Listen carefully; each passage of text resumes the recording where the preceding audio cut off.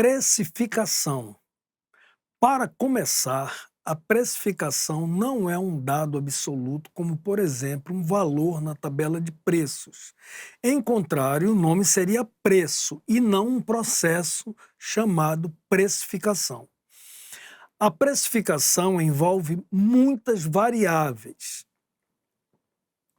como quanto custa a matéria-prima utilizada para produzir determinados produtos?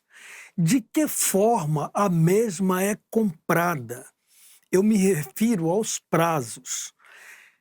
Eu defendo que se compre para pagar em 3 vezes, por exemplo, um material para usar em 2 meses. Desta forma, você trabalha, o laboratório trabalha praticamente com estoque custo zero. Eu vou relacionar alguns itens que impactam no preço e muitas vezes não são considerados. Então vamos lá. Primeiro, o volume do estoque é um item que pode subtrair grande parte do lucro se for mal administrado, se transformando em um custo, e isso impacta o preço. Fretes, tanto de matérias-primas como de produtos acabados. A margem de erro que envolve cada processo. E isso impacta nos retrabalhos e retrabalhos aumentam o valor de custo dos produtos. Custo da estrutura onde a empresa está instalada. Esse é um item importante na precificação. De que forma os colaboradores são pagos? Todo mundo tem carteira assinada, todo mundo recebe em comissão, enfim, eu acho que eu estou sendo claro nesse item, não vou me aprofundar, mas isso também impacta muito as despesas do laboratório. Produtividade.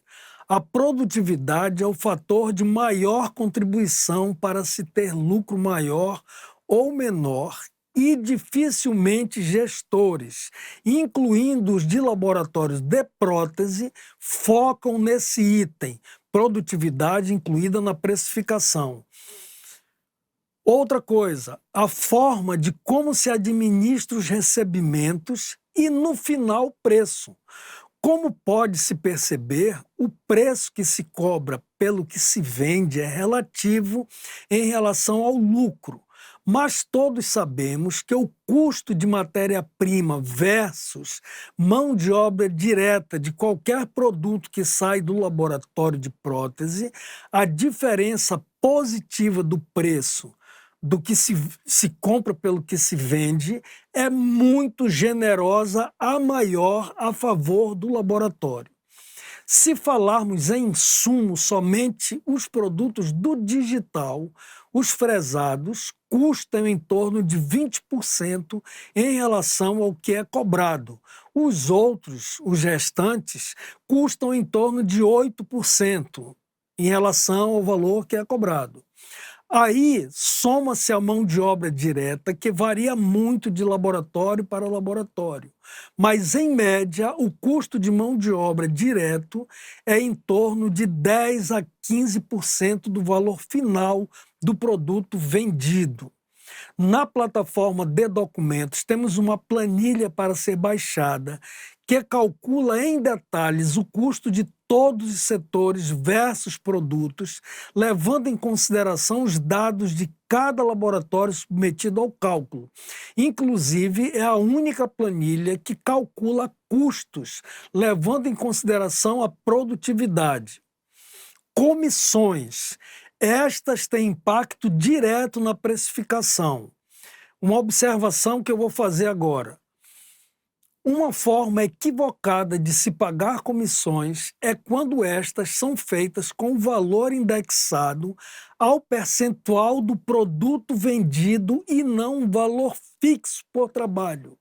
Muitas vezes, somente como exemplo, aumentos de matéria-primas impostos e encargos são expressivos e, mesmo com reajustes em relação a esses preços, uma parte considerável vai para o pagamento de comissões.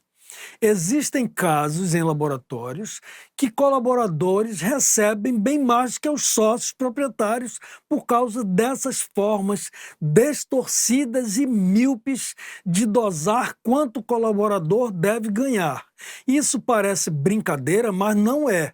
Eu já vi muito essa distorção em laboratórios e não foi em só um, não. Foi em vários.